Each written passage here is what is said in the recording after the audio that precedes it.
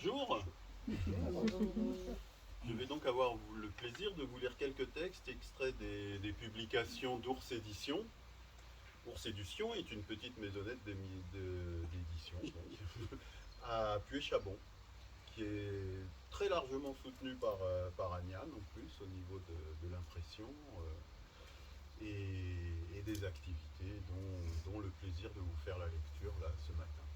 Voilà, c'est parti. On commence avec un texte de Janine Tesson qui s'appelle Indolore, qui est extrait d'un petit recueil qui s'appelle Trois histoires un peu noires. C'est parti. J'ai demandé au docteur quelque chose pour l'aider si ça devenait trop... Il a été humain. Il m'a dit voilà, vous mettez les 3 ampoules, il ne sentira rien. C'est sûr? Oui, c'est indolore. Merci docteur. Je lui en ai fait des piqûres à Rémi quand Marietta tardait. J'ai l'habitude, je pique bien mon mari depuis 2 ans, dans la veine en plus. Enfin, j'ai surtout piqué des bêtes. Des bêtes, oui, j'en ai piqué, pour ceci, pour cela, la tuberculose des bovins, la maladie des jeunes chiens, que sais-je. C'est pas une piqûre qui va me faire peur. Mais pour lui, de cette piqûre-là, je n'en ai pas eu besoin. Il ne se plaignait pas, il ne pouvait plus parler à la fin, mais pas un gémissement. Marietta disait « Je n'ai jamais vu un malade aussi sage ». Aux autres, dehors, elle disait pas un malade, elle disait un mourant. Je le sais. Il était calme, seulement ses yeux qui me suivaient et parfois ses larmes qui coulaient en silence. Oh ça, je ne pouvais pas, c'était le plus dur que de le voir transformé en squelette, plus dur que de savoir qu'il allait mourir d'un jour à l'autre, à 40 ans. Ses larmes avec ses yeux ouverts, plus dur que tout. Envie de me jeter par la fenêtre pour ne pas voir ça. Mais non, le Kleenex, et pleure mon petit, pleure si ça te fait du bien. Et lui, toujours dur. Non, pas dur, plutôt, comment dire, vrai, seulement vrai. Lui, il écrivait sur sa petite ardoise avec son écriture toute déformée. Non, ça ne me fait pas de bien de pleurer. Et puis 2 jours avant, il a écrit « J'aimerais voir papa ». Je lui ai apporté l'ardoise. J'ai attendu la mi-temps du match de foot pour la lui montrer. Il l'a lu, me l'a rendu aussitôt. Tu sais très bien que j'irai pas.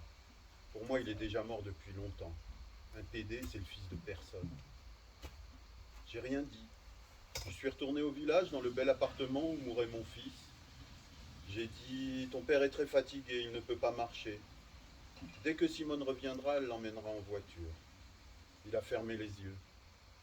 2 jours après, il dormait. J'étais là, à tricoter auprès de lui. Il a eu comme un hoquet. Il m'a regardé avec de grands yeux, d'un air de demander « Mais qu'est-ce qui m'arrive tout à coup ?» Et il a vomi tout son sang sur moi. J'en étais couverte, des cheveux aux pieds. Et il était mort. Marietta m'a mise sous la douche tout habillée, avec les chaussures, tout ce rouge sous la douche. Je pensais, il m'a rendu le sang que je lui avais donné. Et c'était... Son père n'a pas voulu assister à l'enterrement. De toute façon, qu'il y vienne ou pas, pour moi c'était pareil. Il était malade, soi-disant. À partir du moment où Rémi est allé vers la mort, il lui est sorti toutes sortes de maladies à lui, comme par hasard. Il avait surtout son arthrose. C'est douloureux, ça, on ne peut pas dire le contraire. C'est toutes ces années qu'il a passé à travailler, qu'il pleuve ou qu'il vente, tailler les vignes, ça lui a escagassé les mains. Les genoux, les hanches, tout lui faisait mal. Et monsieur ne pouvait pas avaler de cachet. Il s'étranglait et recrachait toute une fois sur 2. Alors c'est moi qui lui faisais sa piqûre, 2 fois par semaine. Marietta était bien d'accord avec moi, il n'y avait pas besoin d'une infirmière pour piquer cette vieille couenne. Elle disait que pour l'entendre encore brouscailler, ça valait pas les 2,09 € qu'on la payait. Elle préférait garder mon Rémi gratuitement. Elle lui mettait de la musique, des trucs à elle, à eux, puisqu'il était bien avec ça. Elle lui apportait de drôles de cigarettes. Quand il avait fumé, il disait des choses sans queue ni tête avec un drôle de sourire. Un jour, Simone a fait des réflexions sur ses cigarettes. Je lui ai dit que la seule chose qui m'importait, c'est que ça lui faisait du bien et que elle, avec ses prières, elle était bien incapable de lui redonner le sourire de son enfance. Le sourire de Jean de la Lune qui énervait tellement son père. Ça l'a un peu vexé. Elle l'aimait aussi, mon Rémi, c'est sûr. Ce matin, il n'a pas arrêté de se plaindre et de répéter que je mettais bien du temps à lui préparer cette piqûre qu'on aurait dit que ça me faisait plaisir de le voir souffrir. Je la lui ai faite, Il a fallu qu'il rouspète encore, que ça le brûlait, que j'avais pas piqué droit. Pas une heure sans rouspéter avec lui. Toute ma vie, j'ai entendu un homme rouspéter. Mon père d'abord, et puis lui, et la soupe qui est trop salée, le rôti trop cuit, et les poules qui pondent trop peu, et le René qui a mal taillé les oliviers, et le climat qui se déglingue, et le mot de trop que je lui ai dit. En le piquant, j'ai pensé, rouspète, rouspète, mon vieux, profites-en. Et je suis parti au village faire mes courses, comme tous les matins, tôt. Marcel était déjà dans son jardin. Il arrachait les pieds de tomates, le cul plus haut que la tête. J'ai dit à travers le grillage, alors ça y est, la saison est finie? Il a répondu sans se redresser. Eh oui, qu'est-ce que tu veux, on va vers l'automne. Au croisement, j'ai ouvert le container, j'ai enfoncé la seringue et les 3 ampoules vides dans un sac plein de bouteilles en plastique. J'ai refermé le container, couvert avec l'eau jaune, il le vide cette nuit. Je suis allé à l'épicerie, je trouve que la Madeleine, elle va de plus en plus vite pour poser les choses sur la balance. Je me demande si elle regarde vraiment ou si elle annonce tous les prix au hasard. Je suis passé voir Ida, qui n'allait pas fort. On a parlé de la kermesse, des oreillettes qu'elle ne pourra pas faire cette année. C'est pas un mal. Déjà l'année dernière, elles étaient immangeables. Je suis revenu à 9h45 pile. J'ai regardé ma montre en montant l'escalier. C'était fait. Il était étalé tout son long dans la cuisine, la figure sur le carrelage. On dirait qu'il n'a pas souffert. Ce docteur, il est jeune, mais on peut lui faire confiance. J'ai ouvert la fenêtre et j'ai crié, j'ai crié. Marcel est arrivé tout essoufflé, les mains terreuses, son bedon en avant. Ils disent la pauvre. En 2 mois, elle a perdu son fils et son mari. Pas cette année, mais l'année prochaine, je m'inscrirai pour le voyage à Venise. Il y est allé à Venise, mon petit. Il a dit que c'était très beau. Et aussi à Marrakech. Je vendrai les vignes et j'irai.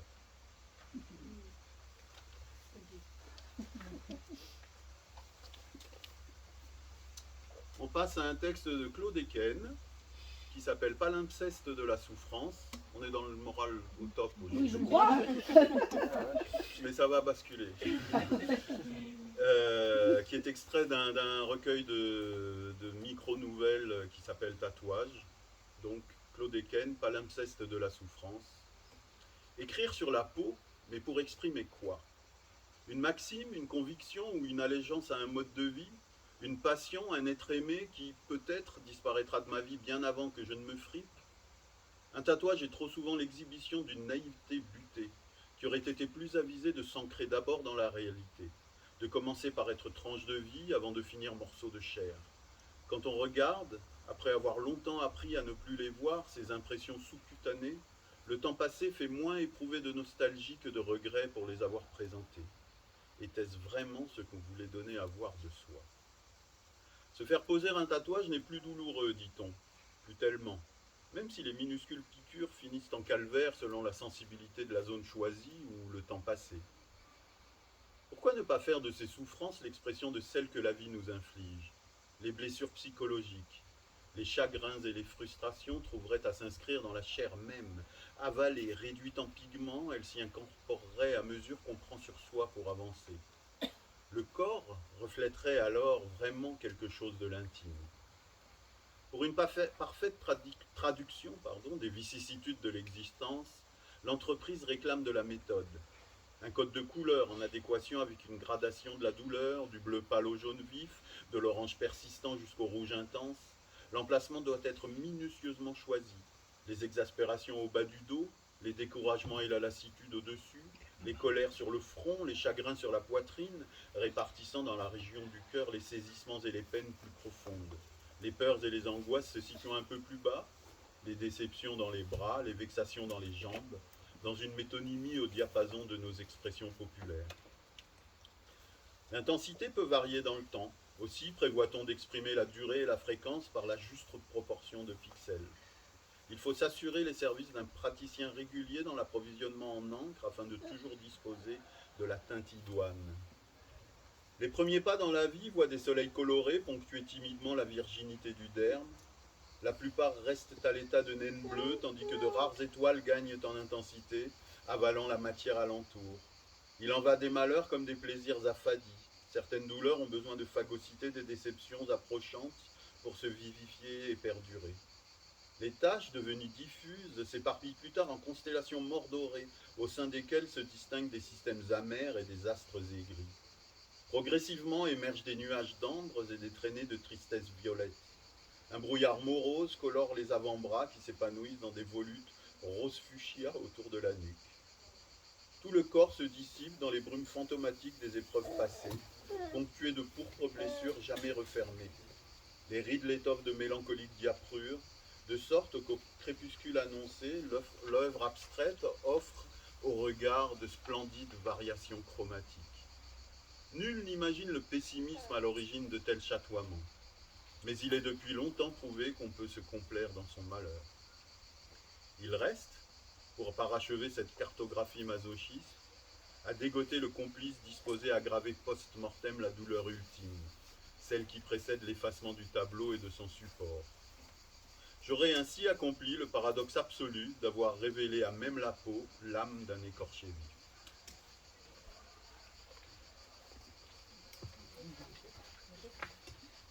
On passe toujours dans la même anthologie à 4 kanji de Pierre Hébrard.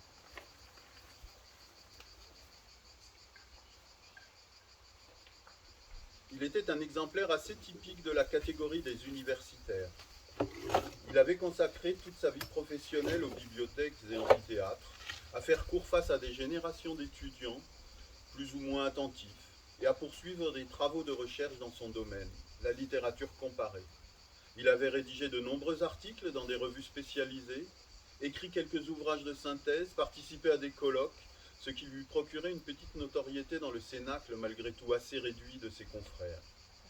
Il s'était notamment intéressé au rapport entre les idées politiques et les images à l'époque de la Renaissance italienne.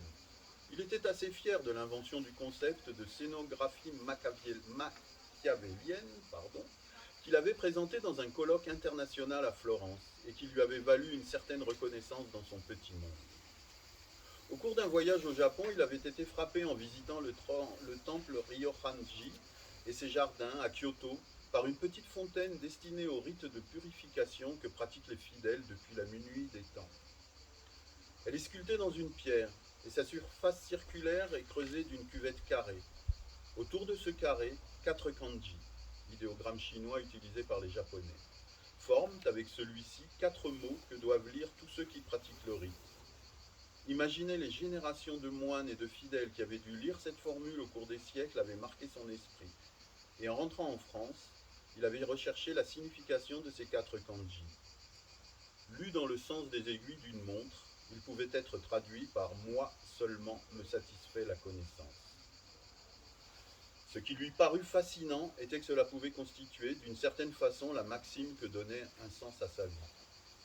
Il s'était passionné pour ses recherches et son enseignement, et le savoir était la seule chose qui l'intéressait vraiment. Il avait compilé une documentation énorme, constitué une bibliothèque personnelle assez considérable, produit et mémorisé une masse de connaissances, et peu avant qu'arrive le moment de prendre sa retraite, il était tombé sur cette fontaine et cette formule qui représentait une sorte de résumé de ce qui avait pour lui une réelle valeur.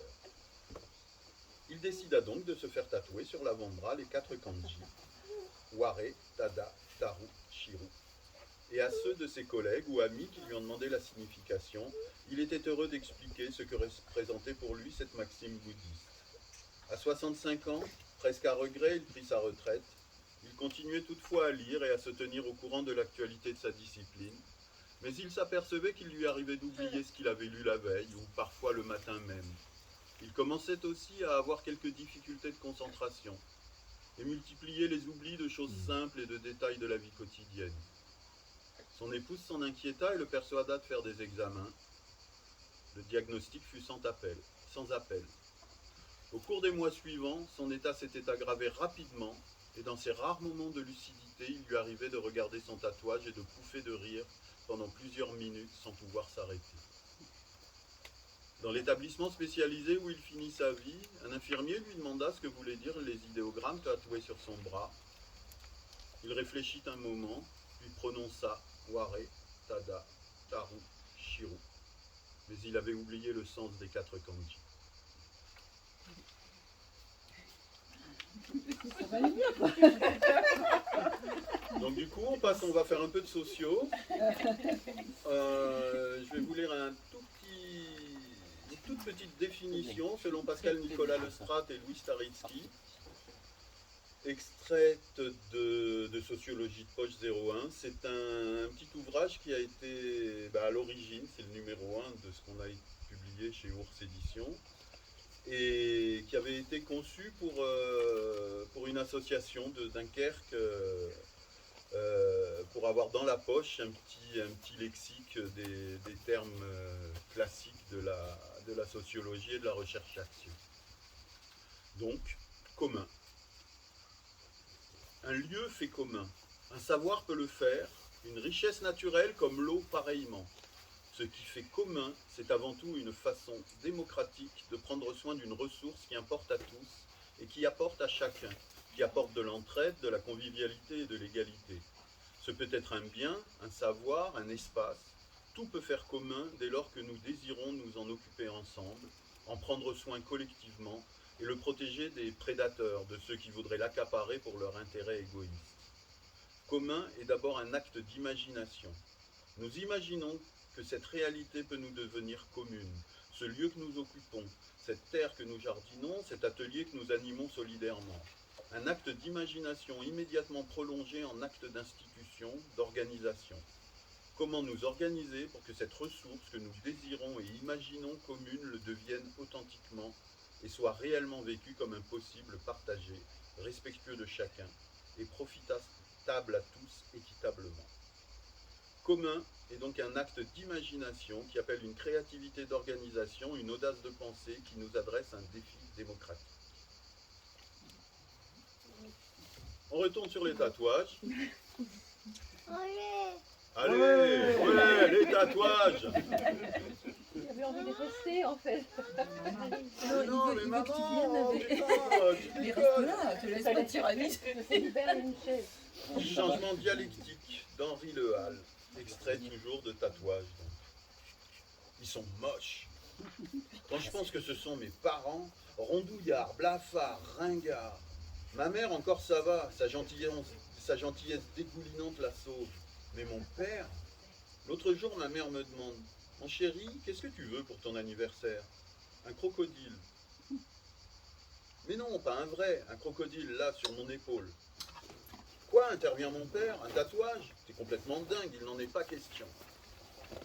Pas question? Non mais puis quoi encore? Mon corps est à moi, j'en fais ce que je veux. Je ne dirai pas comment je me suis débrouillé pour récupérer l'argent nécessaire, mais voilà, c'est fait. Et ce n'est qu'un début. Ils peuvent toujours gueuler, les tatouages c'est difficile à enlever. Ma copine aussi va le faire. Elle hésite, tigre, fleurs, hirondelle, dieu grec, on verra. Ce sera magnifique, au soleil, nus avec nos corps uniques, en harmonie avec nous-mêmes et avec la nature, entre nous, sur nous, partout. Ils sont beaux. Je me souviens de ce grand jeune homme quand il était encore un bébé, mon fils. Maintenant, il danse sur la plage avec sa copine, leurs muscles ondulent joyeusement dans un camailleux de couleurs. Si j'osais, j'aimerais moi aussi, mais je suis trop vieille. Et d'abord, que dirait mon mari? Après tout, mon corps est un peu à lui, bien qu'il ne s'en serve plus beaucoup. Oh, et puis non, mon corps est à moi. J'en fais ce que je veux et je vais le couvrir de fleurs. Ils sont moches. Quand je pense que ce sont mes parents, rondouillards, braillards, ringards. Le crocodile, là, sur son épaule, il a la dentition plutôt ramollie.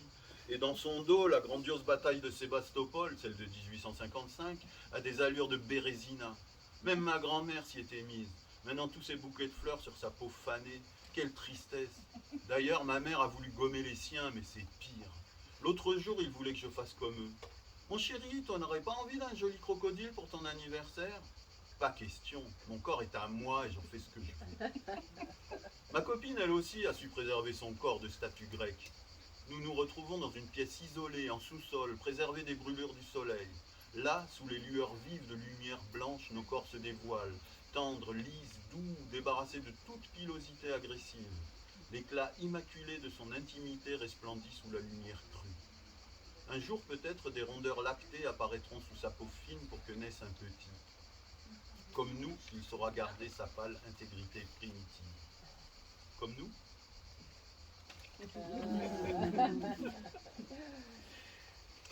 Et on retourne à la socio. Espace public. toujours Pascal Nicolas Lestrade et Louis Staritsky. L'espace public représente historiquement le lieu de la mise à l'épreuve démocratique des opinions, des décisions et des revendications, et de leur mise en débat. Cet espace d'expression prend la forme d'assemblées, de journaux et médias, de manifestations de rue, de meetings, de salons et cercles de discussion. Il est le garant d'une vie démocratique. Il s'agit de l'espace où s'exercent de nombreux droits politiques. Le droit à la parole, le droit de pétitionner, le droit de s'associer et de se réunir, le droit de manifester et le droit pour tout citoyen d'être informé.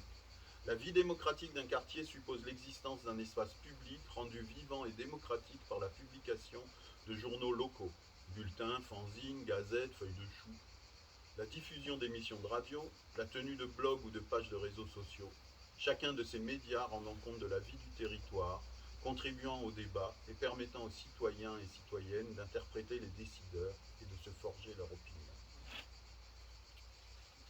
On peut rêver.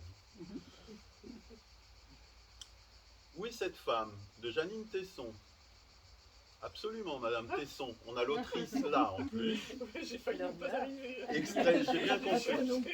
J'ai bien compris. Pendant une demi-heure. Extrait de 3 histoires un peu noires. Où est cette femme, donc? Maman, je ne sais pas ce que fabrique Hubert, mais il n'a pas ouvert sa boutique. Je suis passé 2 fois devant ce matin et cet après-midi et c'est toujours fermé. Tu as téléphoné? Oui, mais c'est toujours occupé, il a du mal à raccrocher, c'est énervant. Quelle heure est-il? 19h. Déjà? Et qu'est-ce que tu veux qu'on fasse à cette heure-ci? Ben, aller chez lui, il est peut-être malade, je ne sais pas, moi. Oh, tu sais qu'il n'est jamais malade, Hubert. Pas de soucis, pas de stress, une vie saine, ton frère est un moine, tu le sais. C'est bizarre quand même, non? Écoute, va chez lui et tu me donneras des nouvelles. Maman, tu oublies que je suis fâché avec Hubert depuis Noël. Justement, tu sonnes, tu dis j'ai vu la boutique fermée, je me suis inquiété, et voilà une bonne occasion de vous réconcilier, non? Ouais, c'est une idée. Ça a commencé comme ça, et 1 heure après, elle m'a rappelé, assez inquiète. Maman, j'ai vu de la lumière chez lui de la rue, j'ai sonné pendant 10 minutes et il n'a pas répondu. Tu as une clé chez lui, toi, non? Et qu'est-ce que tu veux que je fasse? Que je vienne et que je rentre chez lui comme ça, par effraction? Quand c'est pour arroser ses plantes pendant les vacances, ça va, mais là... Et puis j'ai commencé à manger. Maman, je t'assure que je me fais du souci. Mais enfin, quel souci veux-tu te faire? Il ne tient pas au courant de tout ce qu'il fait, que je sache. Oh ça non, et je n'ai pas envie de le savoir. Quand j'ai eu terminé ma soupe chinoise et mon morceau de roquefort, après avoir sucé lentement mon carré de chocolat, comme tous les soirs, j'ai vu sur le programme qu'il n'y avait rien à la télé. Rien que des troupes de filles de 14 ans qui se trémoussent comme si elles avaient une prise électrique dans le derrière, le nombril à l'air, mal coiffées, et qui parlent, quand elles parlent, à toute allure comme des souris de Walt Disney. On ne sait pas si c'est du français ou autre chose. Ça ne m'intéresse pas. Alors j'ai fait le numéro d'Hubert et j'ai attendu. Toujours désagréable cette sonnerie occupée. J'ai appelé Isabelle. Si tu veux, j'appelle un taxi, on va voir ce qui se passe chez Hubert. Oui, je serai plus rassuré. À 20h, 20h15, je suis là. On se donne rendez-vous devant chez lui? Oui. Et les filles? Elles ont leur répétition, elles rentreront tard. Maman, n'oublie pas la clé. Non. Arrivé devant la porte d'Hubert, pas moyen d'ouvrir, sa clé était à l'intérieur. Isabelle ouvrait des yeux épouvantés. Elle n'est pas du genre à calmer le jeu, celle-là. Elle s'affole plutôt à l'avance, histoire de mettre de l'ambiance. Qu'est-ce qu'on fait? Je sais pas, moi, on appelle un serrurier ou les pompiers. Oui, appelons les pompiers, c'est mieux. On a attendu au moins 1 heure assise sur l'escalier. J'en avais des crampes, les fesses me faisaient mal. On n'a plus de chair à mon âge.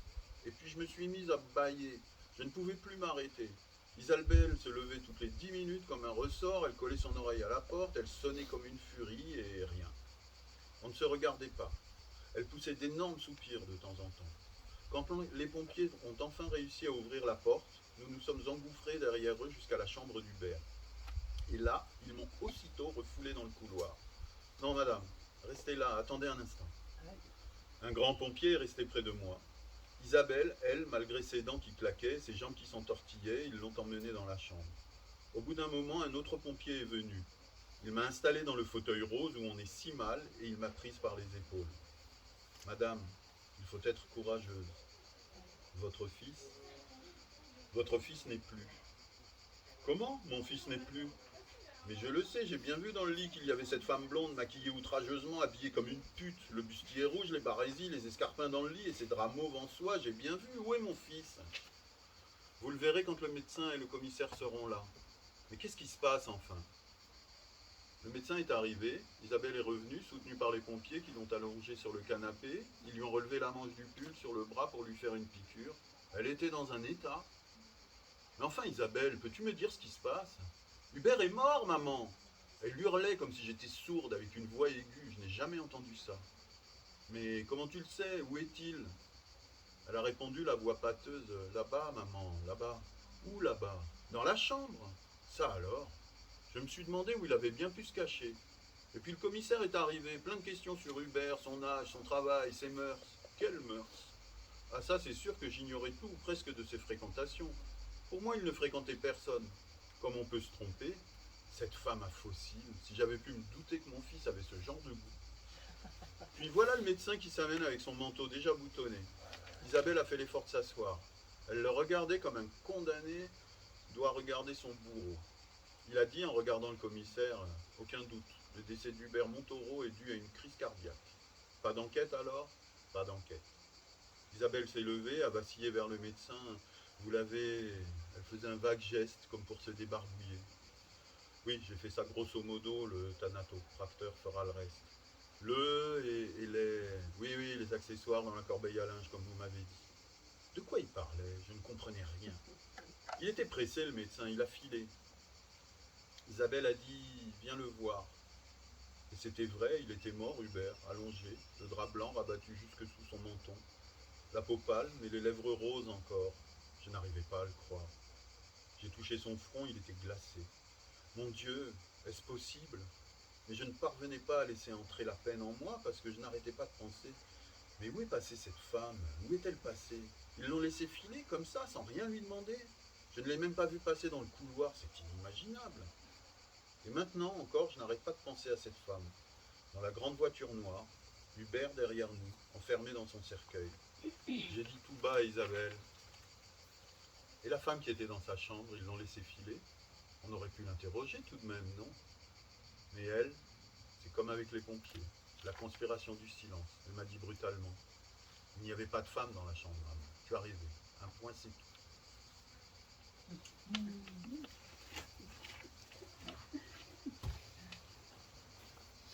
Et voilà, on finit avec, toujours issu de tatouage, un texte de Philippe Casa qui s'appelle Adagio Tattoo. Lola est revenue, tatouée de haut en bas, ou de pied en cap. Je veux dire tout partout, et l'œil allumé. Il faut dire que Lola Lokidor, la diva, la grande, l'unique, la star des salles de concert, m'amuse, mon idole, celle sans laquelle je ne suis rien qu'un pantin pianiste, accompagnateur, affublé du nom ridicule de Rufus Tucru. Lola, donc, avait disparu plusieurs semaines, me laissant moisir dans l'attente de son retour, espérant au moins la voir réapparaître pour le concert programmé à la salle Gavotte. Et puis la voilà revenue, tatouée de haut en bas d'une portée musicale vierge, les 5 lignes fatidiques, parallèles déroulées à l'infini, contournées en vagues paresseuses, enlaçant comme un lierre sans fin l'anatomie sans fin de Lola, des épaules jusqu'aux cuisses en passant par les fesses mousseuses, le ventre poli et les nichons gâteaux.